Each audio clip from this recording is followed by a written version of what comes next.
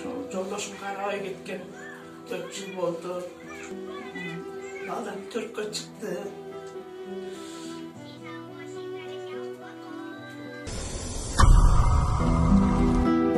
Assalamu alaikum. Биздин фонд андагыда болсо өз ишин улантууда.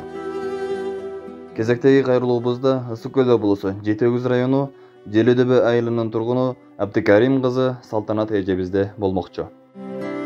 Салтанат эжебизде 4 жыл мурда эгиз баласы төрөлгөндө жолдошу таштап кеткен. Азыркыга чейин эгиз балдарды өзү чоңойтуп келүүдө. Эжебиз бизге тамак аштан жана ошондой эле балдарын окутууда, кийиндөөдө кыйналгандыктан бизге кайрылуу таштаган. Abdülkerim Saltanat diye kaybımda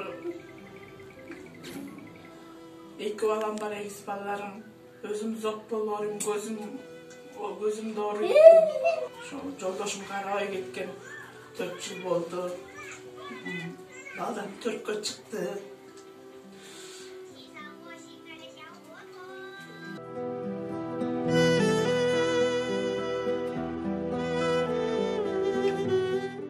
İki balam var.